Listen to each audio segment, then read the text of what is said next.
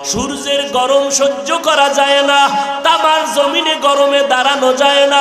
মুসা নবী কাঁদবেন, আল্লাহ আমারে বাঁচাও।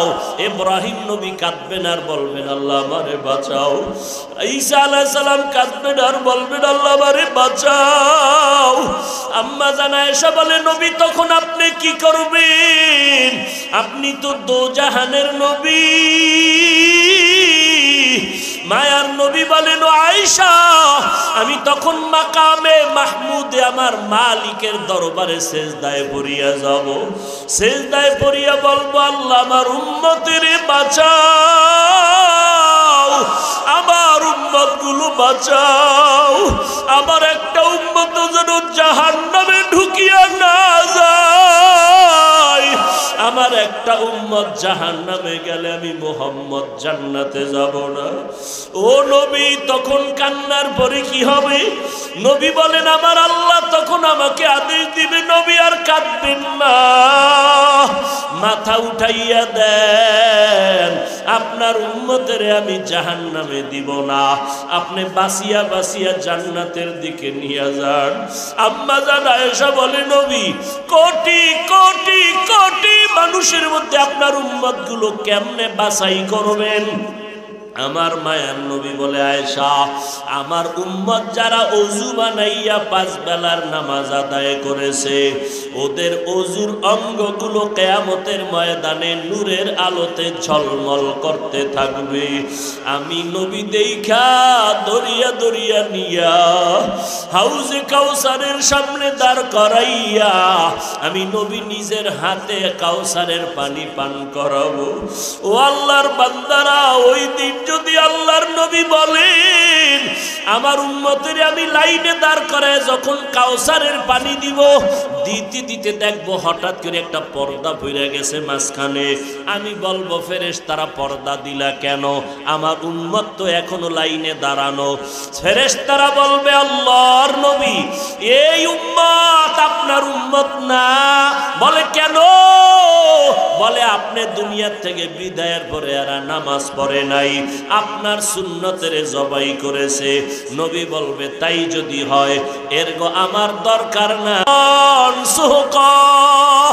তোরা ভেগে যা, আমি তোদের নবী না, তোরা আমার উম্মত না। ওরে যুবক,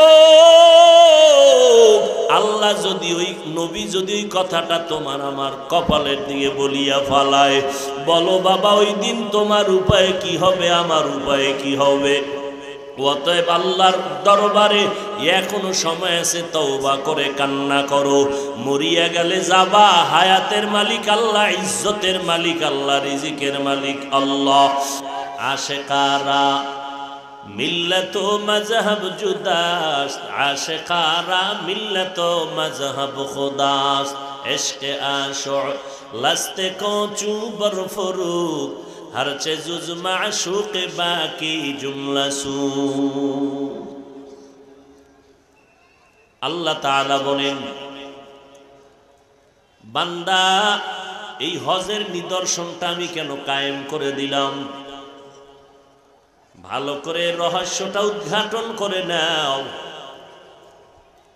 সারা দুনিয়ার মানুষ এক জায়গায় জমা হবে, মোহব্বত বাড়বে, সারা দুনিয়ার বেঈমানেরা তাকায় দেখবে মুসলমানের সংখ্যা এক ইমামের পেছনে এক কাতারে আরাফার ময়দানে নামাজ পড়তেছে, এক কাতারে বাইতুল্লাহ তাওয়াফ করতেছে।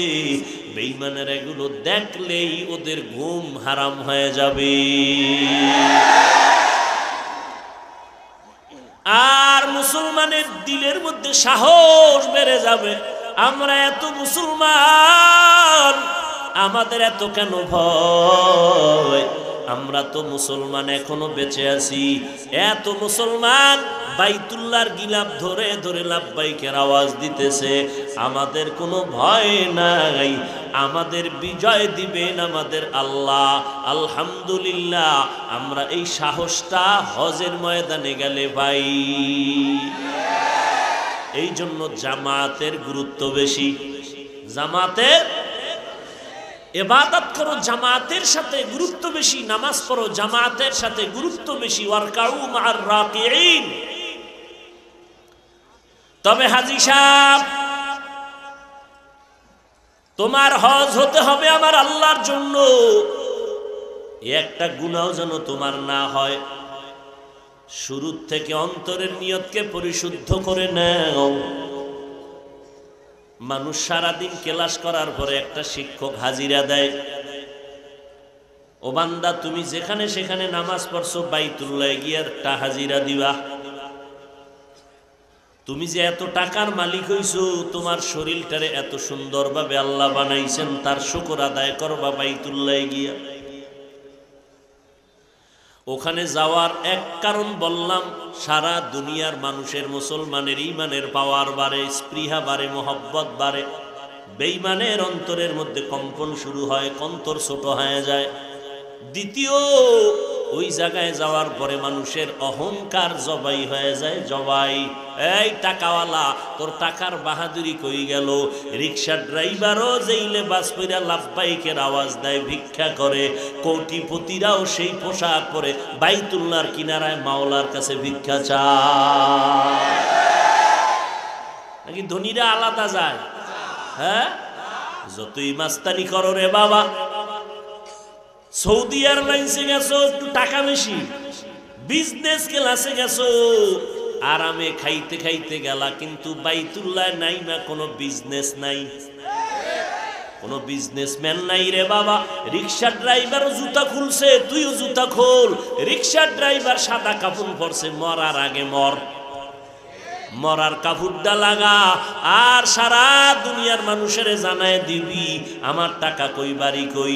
রিক্সা ড্রাইভার যেমন এখানে ফকির, আমি কোটি টাকার মালিকও বাইতুল্লাহর দরজায় ফকির। রিক্সা ড্রাইভার টুপি ফালায় দিছে, তুইও ফালা। রিক্সা ড্রাইভার দুইটা সাদা কাপড় পরছে, তুইও পর। গিরা দিতে পারবি না, সেলাই দিতে পারবি না, আবার বোরকার মতো পুরো শরীর ঢাকতেও পারবা না। মাথা খোলা রাখবা, চেহারা খোলা রাখবা। যদি মাথা আটকায় দাও, চেহারা আটকায় দাও, হজ হবে না। সব ওখানে অহংকার দমন করে।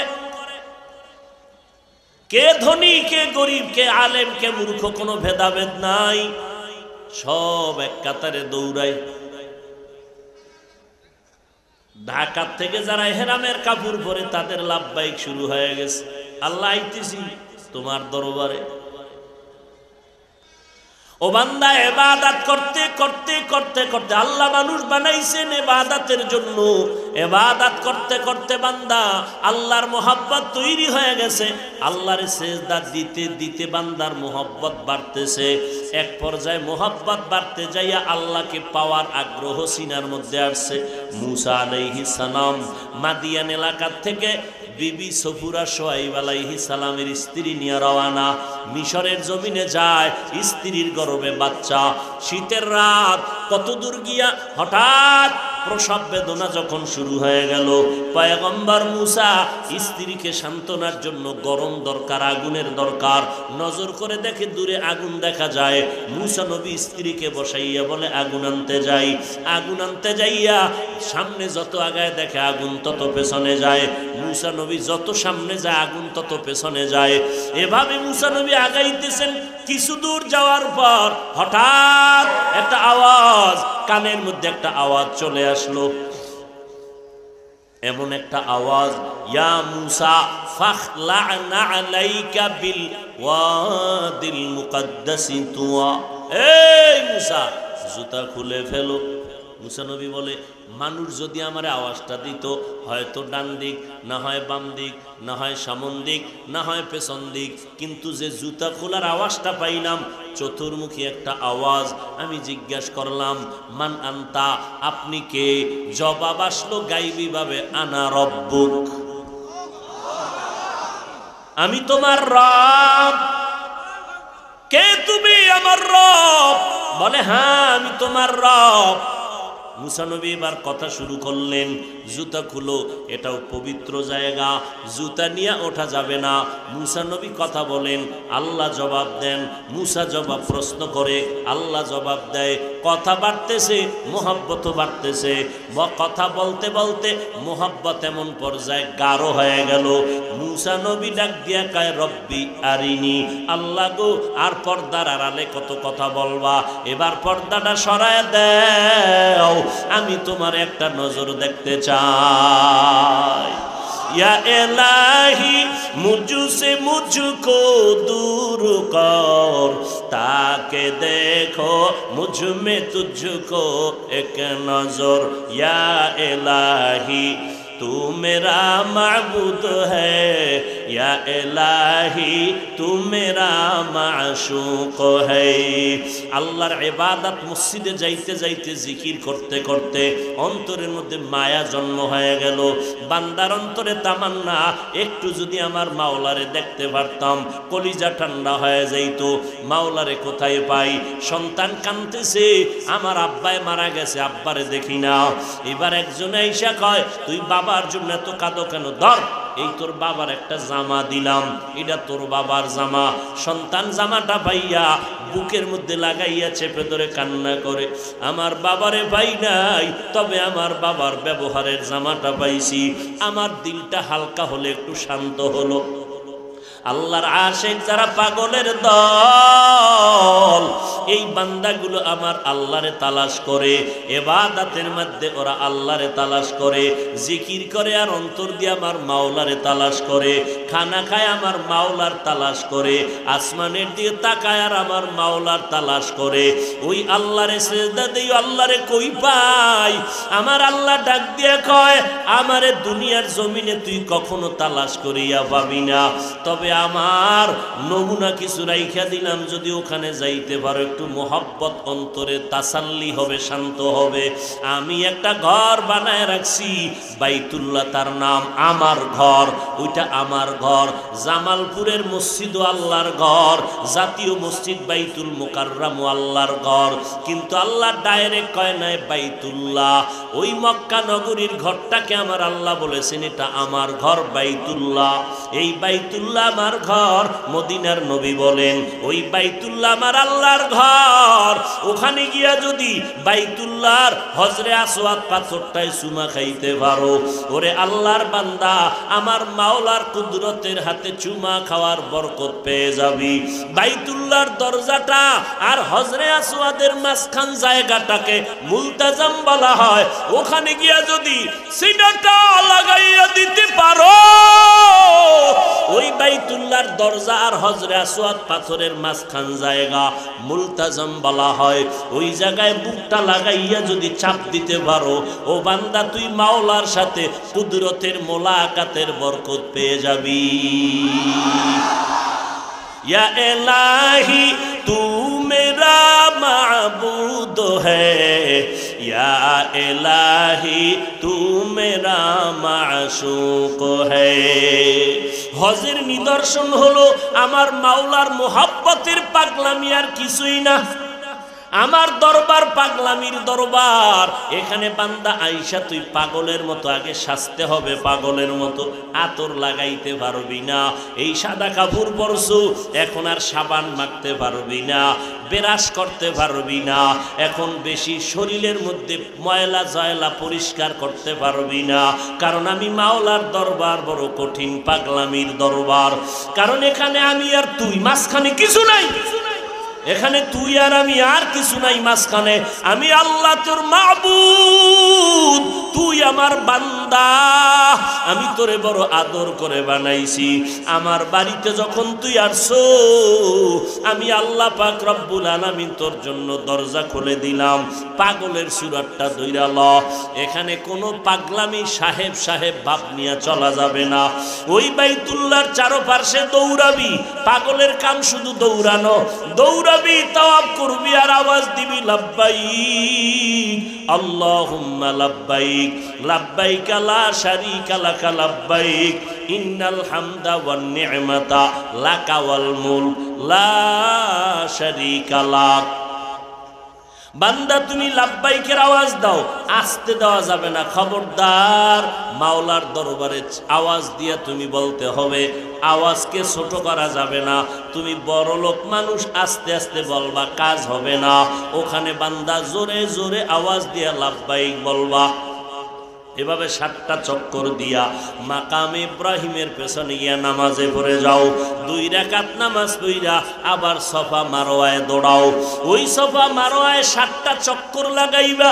এখানে আমার হাজেরার নিদর্শন, ইব্রাহিমের স্ত্রী হাজেরার নিদর্শন।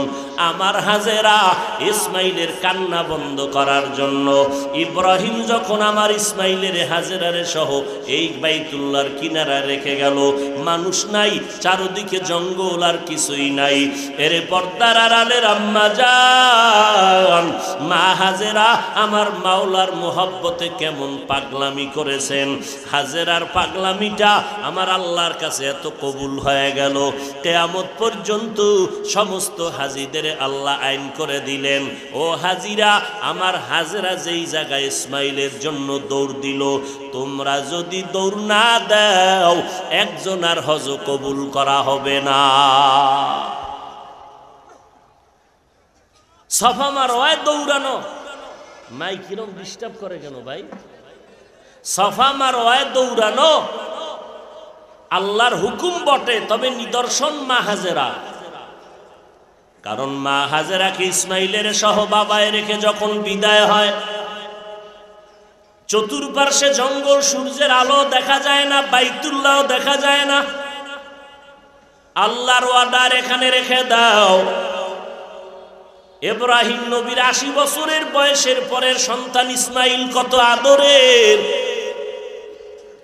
আল্লাহর অর্ডার হয়ে গেল, হালকা একটু পানি রুটি রেখে বিদায় নিয়ে বলে, হাজেরা বিদায় নিলাম। শিশু ইসমাইল আর মহিলা মানুষ এমনি ভয়। ইব্রাহিম নবী যখন ছেলে আর স্ত্রীকে রেখে চলছে, মা হাজেরা বলে, ও স্বামী আমার, এই নির্জন জঙ্গলের মধ্যে আমাদের একা রেখে কই যান, কে রাখতে বলল? ইব্রাহিম নবী বলে, ও বিবি হাজেরা, আমার ইচ্ছায় আমি রাখি নাই, আমার আল্লাহ তাআলার অর্ডার। মা হাজেরা যখন শুনলেন আমার আল্লাহ তাআলার হুকুম, মা হাজেরা ডাক দিয়ে কয়, স্বামী আমার আল্লাহ যদি আদেশ করে আমার কোনো অন্তরের মধ্যে দুঃখ নাই, আপনি যাইয়া আমাদের জন্য কলিজা ভরে দোয়া করবেন। আর যদি মাঝে মাঝে সময় পান, আমি হাজেরার খবর নেওয়ার কোনো দরকার হবে না রে স্বামী। ইসমাইল শিশু বাচ্চা, আমার এখানে কোনো খাদ্য নাই, পানীয় নাই, মানুষ নাই, বাড়ি নাই, ঘর নাই, কি অবস্থায় ইসমাইলের আমি রাখবো? আপনি যদি সময় পান মাঝে মাঝে এসে ইসমাইলের একটু দেখা যাইয়েন। ইব্রাহিমও কাঁদে, মা হাজেরাও চোখের পানি ছেড়ে কাঁদতেছে। ইব্রাহিম নবী আল্লাহর অর্ডার, আল্লাহর মোহাব্বত সামনে নিয়ে বান্দা সামনে আগাইয়া পাহাড়ে উঠা নিচে নামছে। নাইমা মাওলার দরবারে দোয়া করা শুরু করলো, রব্বানা ইন্নী আসকানতু মিন যুররিয়াতি বিওয়াদিন গায়রি যি যারইন ইনদা বাইতিকাল মুহাররম রব্বানা লিয়ুকিমুস সালাতা ফাজআল আফইদাতাম মিনান নাসি তাহভি ইলাইহিম। ও আল্লাহ, আমার সন্তানের তোমার অর্ডারে রেখে গেলাম, মিন যুররিয়াতি বিওয়াদি গায়রি যি যারইন, একটা ওয়ানাবাদী জঙ্গলের মধ্যে আমার সন্তানের রেখে গেলাম। আমার 80 বছরের পরের সন্তানের প্রতি কি পরিমাণ মায়া মাওলা তুমি জানো। এখানে তোমার অর্ডার মাইনা রাখলাম, তুমি আমার সন্তানদের রিজিকের ব্যবস্থা করো, থাকার ব্যবস্থা করে দিও, খানার ব্যবস্থা করিয়া দিও। দোয়া কইরা আল্লাহর নবী এবার বিদায় হয়ে গেলেন। মা হাজেরার কাছে ইসমাইল শোয়া, জঙ্গল আর কিছুই নাই। পানি যাক 2-3 দিন পরে পানিও শেষ হয়ে গেল, রুটিও নাই। এখন মা হাজেরা বাচ্চাটারে ক্ষুধার তৃষ্ণা মিটানোর জন্য দুধ দিয়েও দেখে বুকে দুধ নাই। ইসমাইলের কান্নার আওয়াজ, মা বাচ্চা যখন কাঁদে কলিজার মধ্যে আঘাত। মা যত কষ্টর কাজে থাক না কেন, বাচ্চার কান্না শুনলে মা একটা সেকেন্ড আর বসে থাকতে পারে না। মা দৌড়াইয়া পাগল হয়ে যায় সন্তানের কান্না থামানোর জন্য, কান্না বন্ধ করার জন্য। ইসমাইল কাঁদতেছে ক্ষুধা। এক পর্যায়ে ইতিহাসবিদরা বলে মা হাজেরা তার জিহ্বাটা ইসমাইলের মুখের মধ্যে দিছে, দেখে জিহ্বাটাও পর্যন্ত শুকায় গেল। মা হাজেরা চারদিকে তাকায়, জঙ্গল, কোনো পানি নাই। হঠাৎ সকালবেলা তাকায় দেখে একটু দূরে বোধহয় পানি পানি মনে হয়, একটা দৌড় দিছে, গিয়া মারোয়া পাহাড়ে গিয়া দেখে পানি না, সূর্যের আলো লাইগা বালুগুলো পানির মতো চিকচিক করতেছে। ওখানে দাঁড়াইয়া দেখে আমার মারোয়া পাহাড়ে পানি পানি মনে হয়। আবার একটা দৌড় দিছে, একটা দৌড় দিয়া পাহাড়ে যায়, আবার মাঝখানে এসে ইসমাইলের কাছে দাঁড়ায়। ইসমাইলের মাথায় হাত দিয়ে একটু ঠান্ডা করে, আবার পাহাড়ে দৌড়ায়। এইভাবে আমার মা হাজেরা 7টা বার চক্কর লাগাইল সফা মারোয়ায়। আমার আল্লাহ ডাক দিয়ে কয়, রে জিবরাইল, আমি আল্লাহ সাক্ষী তোরে বানাইলাম, আমার হাজেরা যেই পরিমাণ দৌড় দিল সফা মারোয়ায়, আমার হাজিদের জন্য কিয়ামত পর্যন্ত আমি এই দৌড়টা আমার কাছে বড় ভালো লাগছে। কিয়ামত পর্যন্ত সমস্ত হাজিদের উপরে আমি আইন করিয়া দিলাম, ও হাজিরা, আমার হাজেরা যেই জায়গায় দৌড় দিল, তোমরা যদি 7টা চক্কর না দাও, একজন আর হজ কবুল করা হবে না। ইসমাইল কাঁদতেছে, মা পাগল, কি করবে মা? এইবার দেখে কান্না করে মা হাজেরাও কাঁদতেছেন। আমার মাওলার কুদরতি অন্তরে জোশ আসিয়া গেল। বান্দা যখন কান্না করে, বাচ্চার কান্নায় যদি মায়ের কলিজায় জোশ আসে, মোহাব্বতের ঢেউ আসে, ওরে বান্দা যদি কান্না করো, আমার মাওলার অন্তরে কুদরতের কেন জোশ আসবে না? মা হাজেরা যখন কান্না করে, ও আল্লাহ, তুমি কুদরতের দরজা খুলে দাও, এই কথা বলে কান্না মাত্র হঠাৎ করে কানের মধ্যে একটা আওয়াজ আসছে। কে যেন আওয়াজ দিল, আওয়াজটা চারদিক থেকে খুঁজতেছে। বাইতুল্লাহর কিনারায় আওয়াজ দিছে জিব্রাইল আমিন। জিব্রাইল আমিন আইসা, ইসমাইল কাঁদতেছে, পা গুলো লাফাইতেছে। ওই পায়ের আঘাতের ওই জায়গায় জিব্রাইল তার পাখা দিয়া বাড়ি মারলো, ওখান থেকে পানি ওঠা শুরু হইল। এই এক বর্ণনা। আর এক বর্ণনায় বলে ইসমাইলের পায়ের আঘাতে ওখান থেকে পানি ওঠা শুরু হলো।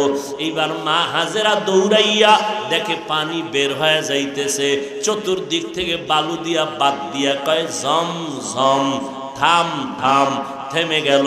এইবার ওই পানি নিজেও পান করলো, সন্তানেরও পান করাইলো। এই জমজমের পানি ওই দিন থেকে যে চালু হয়ে গেল, কোটি কোটি কোটি কোটি টন পানি দুনিয়ার মানুষ হাজিরা নিয়ে যায়। ওই সেদিন থেকে আজ পর্যন্ত কূপের পানি যেই পরিমাণ, এখনো সেই পরিমাণ কমেও না, বাড়েও না। ও হাজি সাহেবরা, জমজমের পানি এত বরকতের পানি, সাহাবায়ে কেরাম আমার নবীরে জিজ্ঞাসা করেছিলেন, পয়গম্বর, এই জমজমের পানির তলা কই? মায়ার নবী বলেন, ও সাহাবায়ে কেরাম, এই জমজম কূপের তলা হলো হাউজে কাউসারের সাথে। এই জন্য জমজম পানি দাঁড়াইয়া কোনো কিছু মুসলমানের জন্য খাওয়া নিষেধ। তবে বান্দা জমজমের পানি তুমি কিবলা দিয়ে ফিরে দাঁড়াইয়া পান করো, সুন্নত। এই পানি পান করলে পিপাসা নিবারণ হবে, পেটের ক্ষুধা নিবারণ হবে, রোগের ঔষধ শেফা হয়ে যাবে। হাজি সাহেবরা কঠিন ক্লান্ত, এক গ্লাস জমজমের পানি পান করছে, ক্লান্ত দূর হয়ে গেছে। আল্লাহ এমন বরকত রেখে দিলেন, সারা দুনিয়ার গবেষকরা একমত, জমজমের পানির মতো এত বিশুদ্ধ পানি জমিনে আর মোটেও নাই। এই পানিটা আমার মাওলা কেমন সিস্টেম করে দিলেন। মদিনা মক্কা থেকে মদিনায় যাবেন, ওখানে গেলে আলাদা করে জমজমের কোনো পাইপ ডাইরেক্ট দেওয়া নাই। চেষ্টা করেছিল সৌদি সরকার, পারে নাই। একটা পাইপ নাই, ড্রাম ভর্তি করে করে করে করে পানি নিয়ে সেখানে টাঙ্কিতে রাখে, এরপরে পাইপের মাধ্যমে উম্মতের দেয়। এই জমজমের পানি, ও বান্দা তোমার কোনো যদি ঔষধ না থাকে ঘরের মধ্যে জমজমের পানি রাখবা, যত মারাত্মক রোগী হোক না কেন আল্লাহর মোহাব্বতে যদি জমজমের পানি পান করো তোমার সুস্থতা আল্লাহ ফিরায় দিবি। কাদের কুদরত দারি বর কামাল, আন্তা রব্বি আন্তা হাসবি যুল জালাল, তুহি কাদের জলিলুল্লাহ জাহাদার, বহর হালি তুহি মেরা নেগাহদার। ও আল্লাহর বান্দারা, ওই হজের ভেতরে দৌড়াও, এবার কাফন বাঁধছো, মিনায় যাও, তাড়াতাড়ি রাত্রি যাপন করো। ওখান থেকে বান্দা দেরি না করে আরাফার ময়দানে চলে যাও। আরাফার খোলা ময়দানে আসমানের দিয়ে তাকাইয়া আমার মাওলার কাছে ইস্তেগফার করো আর কান্না করো, ও আল্লাহ এই ময়দান থেকে তুমি আমারে খালি ফিরাইয়া দিও না। এই আরাফার ময়দানে আল্লাহর বান্দারা খোলা আকাশে সূর্য অস্ত হওয়া পর্যন্ত কান্নার আওয়াজ। এরে নবীর উম্মতের দল, ও বাইতুল্লাহর হাজিরা, ওখান থেকে আবার হাঁটো বাজে ভাবে হোক মুজদালিফায় যাইয়া রাতের বেলা পাথর টোকাও, ওখান থেকে আবার জামারাতে যাও, মিনা বাজারে যাও, ওই মিনায় গিয়া পাথর মারো, পাথর মারো, 3 দিন পাথর মারবা, পাথর মারিয়া বাইতুল্লাহ গিয়া আবার তাওয়াফ করবা, এরপরে মাথা মুন্ডাইবা, মাথার চুল ফালাইয়া হলক করবা, এরপরে কোরবানি, কোরবানি হলক টলক শেষ করিয়া এহরামের কাপড় খুলবা। মাওলার দরবারে পুরা কাজটাই হলো পাগলামির আওয়াজ। কিন্তু সাবধান, মুহাম্মদের দরবারে যখন যাবি রে হাজি, খবরদার আমার মুহাম্মদের দরবারে কোনো পাগলামি চলবে না। আমার দরবারে বহু পাগলামি করছো, এ বান্দা গোসল করো নাই, টুপি দাও নাই, জুতা পরো নাই, গেঞ্জি পরো নাই, পাগল। কিন্তু আমার মুহাম্মদের দরবারে যাবি, ওখানে পাগলামি চলবে না। এখানে তাড়াতাড়ি গোসল কইরা পরিষ্কার হ, জুতা পর, টুপি পর, এরপরে মানুষের মতো একটা সুরত দইরা আমার মদিনার রওজার যখন কাছে যাবি, জিব্বাটারে কষ্টের দিয়া বান্ধা নিবি। আমার ঘরের সামনে জোরে লাব্বাইক না বললে আমি বেজার, আর আমার বন্ধুর কাছে জোরে আওয়াজ দিবি, তোর সওয়াব কাটা। নবীরে সালাম দিবি, কোনো আওয়াজ যেন না হয়। আমার নবীর দরবার বড় আদবওয়ালা দরবার।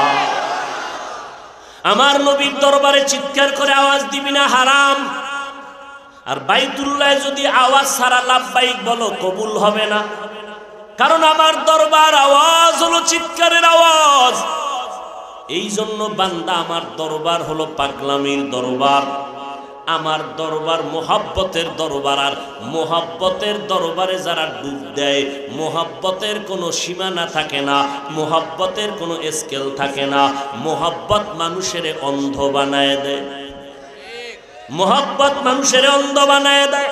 এই জন্য জমিনের মধ্যে যারা আমার মাওলা পাকের পাগল, এদের চলাফেরা আর আমাদের চলাফেরা ভিন্ন রকম হয়ে যায়। হঠাৎ একটা চিৎকার দেয়, কিরে লোকটা এরকম করে কেন? মাওলার পাগল হয়ে গেছে।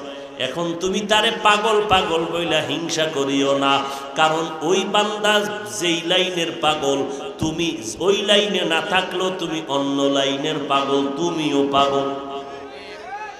ওই বান্দার পাগলামিটা আসল, তোমার পাগলামি নকল। ওই গোপালগঞ্জ একটা জেলা আসেনি, গোপালগঞ্জ জেলার মধ্যে একটা থানা আছে টুঙ্গিপাড়া, আসেনি? টুঙ্গিপাড়া থানার পার্শ্বে আছে স্বাধীনতার স্থপতি মরহুম শেখ মুজিবুর রহমানের জিয়ারতে আওয়ামী লীগ রাজনৈতিক নেতারা দৌড়ায়। কিন্তু ওখান থেকেই 5-7 কিলোমিটারও না, 2-3 কিলোমিটার পার্শ্বে গোটা জগতের একজন ওলিয়ে কামেল শামসুল হক ফরিদপুরি রহমাতুল্লাহ আলাইহি গওহারডাঙ্গা মাদ্রাসায় শায়িত আছেন। যেই শামসুল হক ফরিদপুরির হুঙ্কারে আইয়ুব খান পর্যন্ত মাথা নত করেছে। শামসুল হক ফরিদপুরি কলকাতা আলিয়া মাদ্রাসায় ইংলিশ মিডিয়ামে উচ্চতর ডিগ্রি নিছেন। যথেষ্ট পরিমাণ জেনারেল লাইনও যথেষ্ট এলেমওয়ালা, আখেরাতের লাইনে এলেমওয়ালা। লালবাগ মাদ্রাসা, বিবারিয়া জামিয়া ইউনিসিয়া সহ মালিবাগ মাদ্রাসা, চৌধুরীপাড়া মাদ্রাসা, এরপরে ফরিদাবাদ মাদ্রাসা সহ সবগুলোর শিক্ষকতা করলেন। দীর্ঘদিন আল্লাহর বান্দা লালবাগ মাদ্রাসায় মুহাদ্দিসগিরি করলেন। ওই শামসুল হক ফরিদপুরি আধ্যাত্মিক জগতের রাহবার, তিনি এক বয়ান লিখতে গিয়ে বলেন, আল্লাহ কয়, ও দুনিয়ার মুমিনেরা, আমি শামসুল হক বললাম, ও দুনিয়ার পাগলেরা, কারণ দুনিয়াতে যত মানুষ হলো সব পাগল। এমন একটা মানুষ জমিনে নাই যেই মানুষটা পাগল না। কেউ ক্ষমতার পাগল, কেউ চাকুরির পাগল, কেউ নারীর পাগল, কেউ গাড়ির পাগল, কেউ সৌন্দর্যের পাগল, কেউ সম্পদের পাগল, আর একদল মানুষ হলো আল্লাহর পাগল। যেই লোকটা ক্ষমতার পাগল, ও নামাজে দাঁড়াইয়াও খালি চিন্তা চেয়ার আসে না গেছে।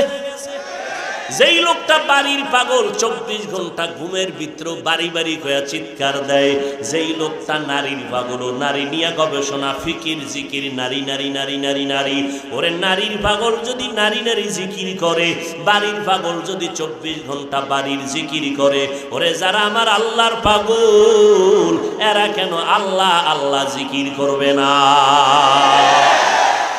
अल्लाह अल्लाह क्या मुबारक नाम है, अल्लाह अल्लाह आशिकू का काम है। এরে আল্লাহর বান্দারা, অতএব টাকার পাগল তুমি, গাড়ির পাগল, কেউ নারীর পাগল, কেউ ক্ষমতার পাগল, কেউ টাকার পাগল।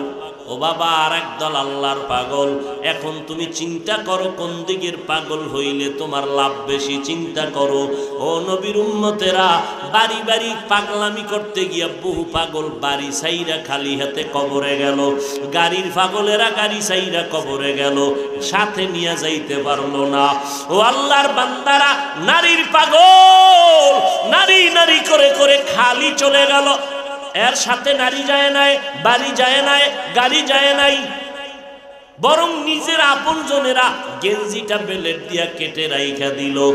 আর যারা আমার মাওলার পাগল, যারা মদিনার পাগল, এদেরকে তাকাইয়া দেখো, কবরে যাওয়ার পর এরা আল্লাহরে পাবে, মদিনার নবীরেও পাবে। প্রশ্ন 3টা করবে, তুমি কোন দলের নেতা জানার দরকার নাই, তুমি কি পরিমাণ টাকার মালিক জানার দরকার নাই, তুমি হিন্দু না বৌদ্ধ না মুসলমান, হুজুর না হুজুর না, শ্রোতা না বক্তা, ডাক্তার না রোগী, কোনো ভেদাভেদ নাই। সবার বেলায় প্রশ্ন হবে 3টা, রবের পরিচয় দাও, ধর্মের পরিচয় দাও, রাহমাতুল্লিল আলামিনের পরিচয় দাও। এই 3টা প্রশ্নের জবাব যারা দিতে পারবে তাদের জন্য কবর হবে রওজাতুম মির রিয়াজিল জান্নাহ। আর যারা জবাব দিতে পারবে না তাদের জন্য কবর হবে হুফরাতুম মিন হুফারিন নার। ও যুবকেরা, ও বৃদ্ধ বাবাজিরা, ও পর্দার আড়ালের আম্মা জানেরা, দুনিয়াটা কিছুই না রে মা। আল্লাহর মোহাব্বত নিয়ে চলো। আমার আল্লাহর কোরআন এখনো আছে রে যুবক। তুমি স্কুলে পড়ো, কলেজে পড়ো, বাধা নাই। তুমি ডাক্তার হও, ইঞ্জিনিয়ার হও, বাধা নাই। তুমি চাকরি করো, তুমি ব্যবসা করো, আলহামদুলিল্লাহ। আমার মতো হুজুর হওয়ার তোমার কোনো প্রয়োজন নাই। তুমি স্কুলে পড়িয়া ডাক্তার হও, ইঞ্জিনিয়ার হও, চেয়ারম্যান, মেম্বার, এমপি, মন্ত্রী হও, তাতে কোনো আমাদের বাধা নাই। তবে অনুরোধ একটাই বাবা, মরার আগে আমার আল্লাহরে নিয়ে কবরে যাও, মদিনার সুন্নত নিয়ে কবরে যাও। কারণ দুনিয়া কিছুই না। স্কুলে পড়িয়া মাওলারে ভুলিও না রে বাবা। তোমার মতো কত যুবক স্কুল কলেজে পড়িয়াও এক বেলার নামাজ ছাড়ে না, আছে না নাই? তুমি পারো না কেন রে বাবা? তোমার মতো যুবক রাস্তায় গাড়ি চালায়, ড্রাইভার, আজান হয়ে গেল, গাড়ি বন্ধ করে নামাজে গেল। বলো বাবা, তুমি তো মুসলমান, তুমি আল্লাহ মানো, কোরআন মানো, নবী মানো, হাদিস মানো, জান্নাত মানো, জাহান্নাম মানো। আমগো হুজুরদের যদি অবিশ্বাস করো, ঠিক আছে, 1 মিনিটের জন্য মেনে নিলাম। আমগো হুজুর গো মানার কোনো দরকার নাই। আমার মাওলার কোরআনটা হাতে ল। যদি কও হাফিজ ভাই আরবি বুঝি না, বাংলা কিনা ল। যদি বলো টাকা নাই, মোবাইলে আজকে গিয়া সার্চ দিবি, বাংলা কোরআন লিখে ডাউনলোড কর। 114 সূরা যখন এসে যাবে, ফাঁকে ফাঁকে বালিশে মাথা লাগাইয়া 2-1টা কোরআনের সূরার তরজমা পড়বি বাংলায়। আল্লাহ পাক কোরআনে জান্নাতের বয়ান করেছেন, জাহান্নামেরও বয়ান আল্লাহ করেছেন। আজ পর্যন্ত 1500 বছর হয়ে গেল, এই কোরআনের একটা ভুল কোনো বেঈমানে বের করতে পারে নাই। বহু অপচেষ্টা করেছিল, পারে নাই তো পারেই নাই, বরং মাথা নত করে 100 কোটি বেঈমানেরা কালেমা পড়ে মুসলমান হয়ে গেল। ও জামালপুর, ও নান্দিনা বাজারের মুসলমানেরা, শিক্ষিত সমাজেরা বলো, আমার মাওলার কোরআনে কোনো ভুল আসেনি? আল্লাহর কোরআনে জান্নাতের বয়ান, জাহান্নামের বয়ান আসেনি? কে জান্নাতে যাবে, কে জাহান্নামে যাবে, তাও আমার আল্লাহ কোরআনে বলে দিলেন। ইন্নাল আবরারা লাফি নাঈম ওয়া ইন্নাল ফুজ্জারা লাফি জাহিম। আল্লাহর নেক আমলওয়ালারা জান্নাতি, যারা গুনাহ করবে তারা জাহান্নামী। এরে আল্লাহর বান্দা, এবার জান্নাতটা কেমন আরামের ঘর আল্লাহ তাও কোরআনে বয়ান করেছেন। জাহান্নামটা কেমন ভয়ঙ্কর তাও আমার আল্লাহ কোরআনে বলেছেন। ও পর্দার আড়ালের আম্মা জান, আপনার মতো এখনো বহু নারী ঘরের মধ্যে আছে 5 বেলার নামাজি। আপনাদের এত মর্যাদা মদিনার নবী দিয়ে গেলেন, আল্লাহ দিয়ে গেলেন। দুনিয়ার কোন ধর্মে নারীর মর্যাদা দিতে পারে নাই। সব ধর্মের মধ্যে নারীর উপরে জুলুম করেছে, অত্যাচার করেছে। একমাত্র ইসলাম ধর্মের দ্বারা নারীর সম্মান অক্ষুণ্ণ করেছে। ও পর্দার আম্মা জানেরা, আপনারা নবীদের মা, সাহাবায়ে কেরামের মা, আউলিয়ায়ে কেরামের মা, বড় বড় বড় বড় সন্তানের মা। আপনারা এসপি সাহেবের ব্যবহার ভালো, ডিসি সাহেবের ব্যবহার ভালো, ওসি সাহেবের ব্যবহার ভালো, চেয়ারম্যান এমপি সাহেবের ব্যবহার ভালো। খোদার কসম, এই ভালো ভালো যত বলো রে বাবা, এই সব ভালোর পেছনে আছে মায়ের কলিজা ভাঙ্গা অবদান। মায়ের আদর্শ ভালো, এই কারণে ওসির ব্যবহার ভালো, ওর মা ভালো এই জন্য ডিসির ব্যবহার ভালো। মায়ের আদর্শ ভালো এই জন্য চেয়ারম্যানের ব্যবহার ভালো। এর পর্দার আড়ালের আম্মা জান, আপনাদের ভালোর কারণে সন্তান ভালো, আপনাদের চরিত্র খারাপ হওয়ার কারণে সন্তান খারাপ। ও যুবকেরা, ওই মা বাবার দোয়া ছাড়া আগাইতে পারবা না। ও পর্দার আড়ালের আম্মা জানেরা, সন্তানটাকে ডাক্তার বানান, আলহামদুলিল্লাহ। সন্তানটাকে ইঞ্জিনিয়ার বানাইয়েন, আলহামদুলিল্লাহ। দোয়া করে গেলাম, সন্তানটারে প্রফেসর বানাবেন, আলহামদুলিল্লাহ। তবে অনুরোধ, আপনার সন্তানটাকে বেয়াদব বানাবেন না। আপনার সন্তানের ব্যবহারে যেন কখনো আলেমরা কষ্ট না পায়। আপনার সন্তানের ব্যবহারে এলাকার মানুষ, মুরব্বীরা যেন কখনো কষ্ট না পায়। আপনার সন্তানের আচরণের কারণে ওর সমবয়সী যুবকেরা যেন দুশ্চরিত্রবান হইয়া না যায়। ও মা, আপনাকে সতর্ক হইয়া চলতে হবে এবং আল্লাহর কাছে আপনাকে দোয়া করতে হবে। ও বৃদ্ধ বাবাজিরা, সন্তান ঠিকমতো আপনার সেবা করে না, সম্মান করে না। হুজুরদের কাছে যেই পরিমাণ দোয়া চাইলেন, এর অর্ধেক যদি আমার আল্লাহর কাছে বলতেন বাবা হইয়া, মা হইয়া, আপনার সন্তান বহু আগেই আপনার গোলামি করতে বাধ্য হয়ে যাইত। আল্লাহকে বলবেন না, কারণ সন্তানের জন্য মা বাবার দোয়া করতে দেরি, কবুল হইতে দেরি না। ওরে পর্দার আড়ালের মা বোনেরা, অনুরোধ করে বলি, চরিত্র সুন্দর করো। ও যুবক, তুমি স্কুল কলেজে পড়িয়াও আল্লাহরে নিয়ে চলো। নামাজটা বাদ দিবা না, মা বাবার সাথে বেয়াদবি করবা না, ওলামায়ে কেরামের বিরোধিতা করে গুনাহগার হবা না, নবীর সুন্নাত অনুযায়ী চলবারে রে বাবা, তোমার মতো যুবক মনটারে বুঝাইবা, ওই দুনিয়ায় তোমার মতো যুবক যদি চাকরি করিয়া নামাজ পড়ে তুমি কেন পারবা না? আল্লাহর কাছে তওবা করিও। কোন দিন জানি মরণ হয় জানা নাই, এমন একটা দিন নেই যে যুবকের মরণের লাশের খবর নাই। আজকে তুমি এখানে বয়ানে বসছো, আগামীকাল এই টাইমে হতে পারো তুমি কবরের যাত্রী। অতএব এখনই তৈরি হইয়া যাও। ও যুবক, আমাদের পাগল মনে করেছো? আজকে টুপিটা মাথায় দিলে মাথা গরম হয়, তোমার থেকে কম বুঝি না, এরপরও কেন টুপি ফালাই না? দাড়িটা রাখার কারণে যৌবনের ভাব চলে যায়, বুঝার পরেও কেন দাড়ি ফালাই না? লম্বা জামা গায়ে দেওয়ার কারণে শরীর গরম লাগে, তারপরও কেন ফালাই না? একমাত্র কারণ আমার মাওলার কালাম সত্য, আমার মায়ার নবীর বাণীও সত্য। কারণ আমার মায়ার নবী এমন সত্যবাদী, 63 বছর হায়াতে একটা মিথ্যা কথা নবী বলেন নাই। ওই নবীর কথা, ওই কোরআনের কথা, একটা কথাও মিথ্যা নাই রে বাবা। ওই কবরে যাওয়ার পরে যদি গুনাহ নিয়ে যায়, আমি যত বড় বক্তা হই না কেন, যদি গুনাহগার হইয়া কবরে যাই, আল্লাহর ফেরেশতারা 3টা প্রশ্নের জবাব যখন করবে, গুনাহগারের একটা জবাব দিতে পারবে না। যারা নেক আমল নিয়া আল্লাহর মোহাব্বত নিয়ে কবরে যাবে, তারা জবাব দিবে রব্বি আল্লাহ দীনি আল ইসলাম, আমার রব আমার আল্লাহ, আমার ধর্ম আমার ইসলাম। নবীরে দেখায় বলবে চিননি। নবীর যারা সুন্নতের আমলওয়ালা আশিক, দেখা মাত্র সাথে সাথে চিনে ফেলবে। নবীজি বলেন আমার আল্লাহ সাথে সাথে আওয়াজ দিবেন, গাইবি আওয়াজ, ও ফেরেশতা আমার বান্দার জন্য কবরে বেহেশতের বিছানা দাও, জান্নাতের সাথে রাস্তা বানায় দাও। আল্লাহ না করুন, নবী বলেন যারা তওবা না করিয়া গুনাহগার হইয়া বেনামাজি হয়ে কবরে যাবে, একটা প্রশ্নের জবাবও তারা দিতে পারবে না। আমার আল্লাহ সাথে সাথে আওয়াজ দিবেন, ও কবরের ফেরেশতা, এই নাফরমান গুনাহগার বেনামাজির আর কোনো প্রশ্ন করিও না, কবরের ভেতরে জাহান্নামের বিছানাটা দিয়া দাও, আগুনের বিছানা দাও, জাহান্নামের সাথে রাস্তা বানায় দাও।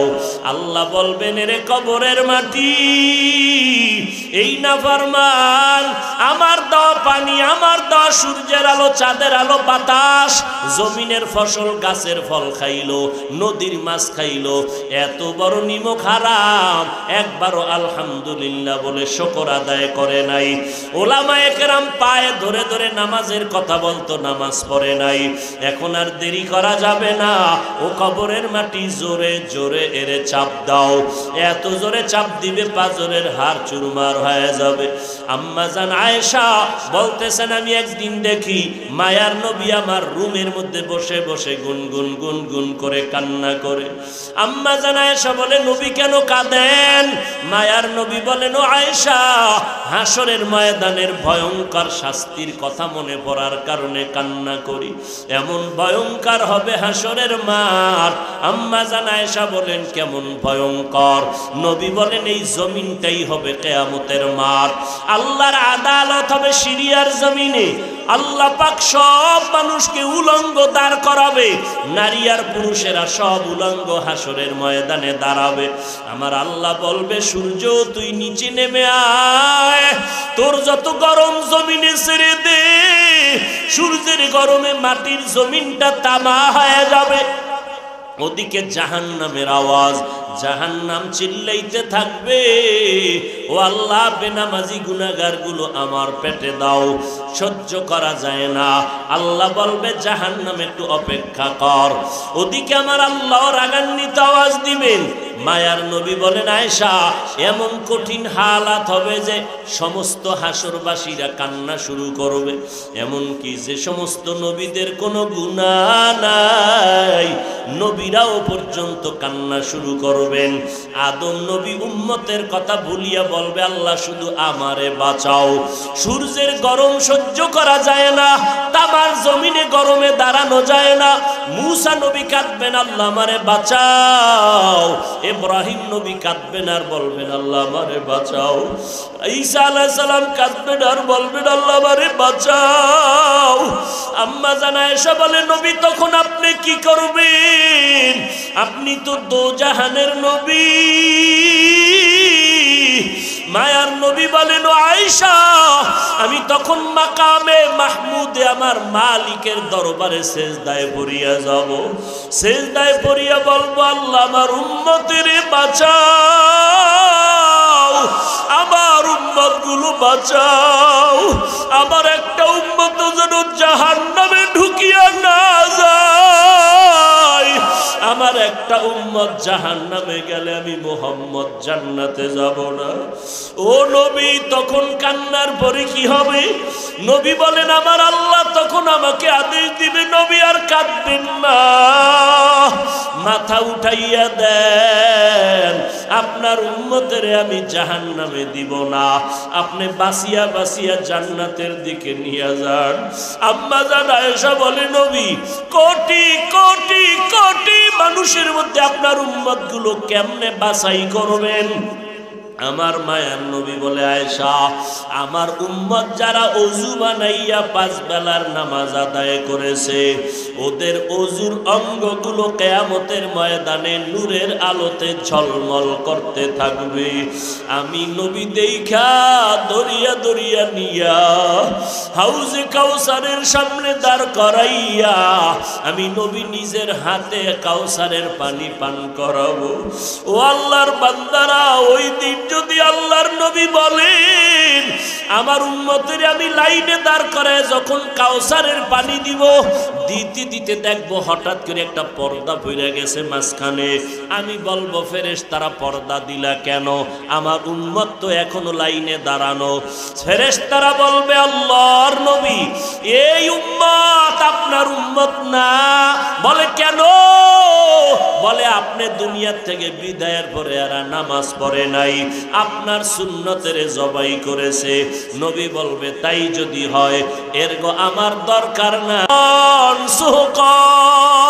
তোরা ভেগে যা, আমি তোদের নবী না, তোরা আমার উম্মত না।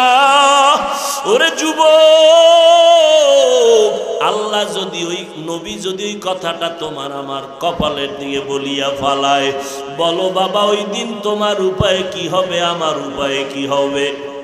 অতএব আল্লাহর দরবারে এখনো সময় আছে, তওবা করে কান্না করো। মরিয়া গেলে যাবা, হায়াতের মালিক আল্লাহ, ইজ্জতের মালিক আল্লাহ, রিজিকের মালিক আল্লাহ। আর কখনো নামাজ ছাড়বা না, বেপরদায় চলবা না, মা বাবারে কষ্ট দিবা না, নবীর তরিকার বাইরে চলবা না। মরিয়া গেল আর নামাজ বাদ দিবা না রে বাবা। স্কুলে পড়ো, কলেজে পড়ো, চাকরি করো, ব্যবসা করো, মা বাবার দোয়া নিয়ে চলো। ওই মা বাবার দোয়ার কারণে আজ আমি চেয়ারে বসছি, ওই মা বাবার চোখের পানি আর দোয়ার কারণে তুমি সম্মানের চেয়ার পাইছো, ওই মা বাবার চোখের পানি আর দোয়ার কারণে পরীক্ষায় ভালো নাম্বার পেয়েছো। ওই মা বাবারে কাদাইও না রে যুবক। ওই মা বাবারে যদি কেউ হারাইয়া কবরে রাখো 2 ফোঁটা চোখের পানি ছেড়ে কান্না করো, আল্লাহর দরবারে দোয়া করো, মা বাবার জন্য দোয়া করো, যারা বেঁচে আছে তাদের কাছে গিয়া দোয়া নাও। আর বলো মা তুমি আমার মাথায় হাত বুলাইয়া দাও, আমি আর অন্যায় করব না, নামাজ ছাড়ব না, বেপরদায় চলব না, মা বাবা তোমাদের কষ্ট দিব না।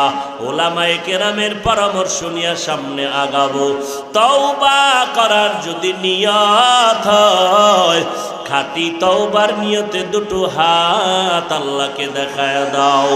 আয় আল্লাহ আমাদের হাতগুলো কবুল করে নেন, তওবা কবুল করে নেন, তওবার উপরে মজবুত হইয়া চলার মতো তৌফিক দান করেন। সবাই বলুন আল্লাহুম্মা আমিন। আল্লাহর কাছে অন্তর দিয়া দোয়া করি আল্লাহ এ মাহফিল কবুল করেন, বলেন আমিন। আলহামদুলিল্লাহি রাব্বিল আলামিন, ওয়াসসালাতু ওয়াসসালামু